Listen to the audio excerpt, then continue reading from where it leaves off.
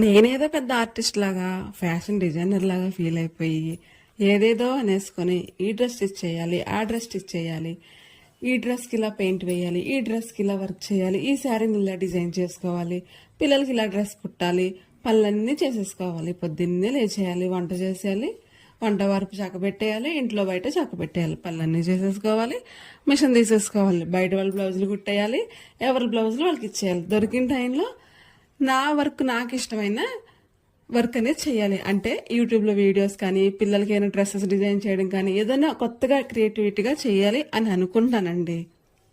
అలా అనుకునే ఇక్కడ డ్రాయింగ్ వేస్తున్నాను చూడండి. ఈ డ్రాయింగ్ లాగా డ్రెస్ రావాలనుకుని నేనేం చేశాను, ఫస్ట్ డ్రా చేసుకున్నా.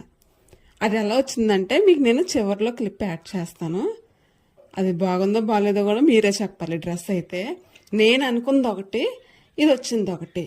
ఇంకొకటి ఏంటంటే నేను అనుకుంటున్న నేను చేసే ఆలోచనలు వేరు, నాకయ్యే ఆలోచనలు వేరు. సో ఇదంతా కారణం ఏంటని ఆలోచిస్తే మెయిన్ నాకుంది బద్ధకం అండ్ అలాగే ఓవర్ వెయిట్.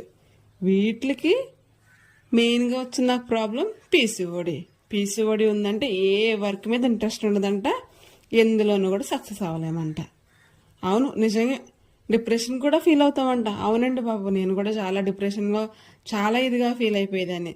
ఊరికూరికే ఒళ్ళు నొప్పులు, ఊరికూరికే బాడీ పెయిన్స్, ఊరికూరికే ఫీవర్, ఊరికూరికే బద్ధకం.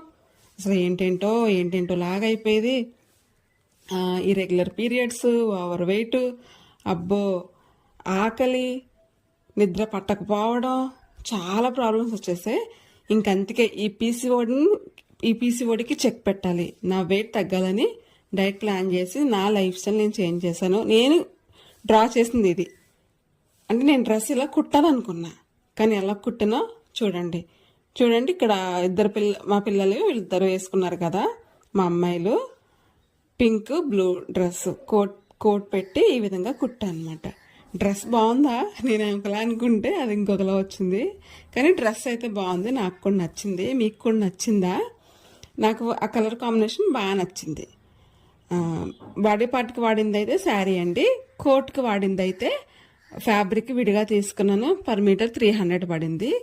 శారీ వచ్చేసి 200, లేస్ వచ్చేసి మీషోలో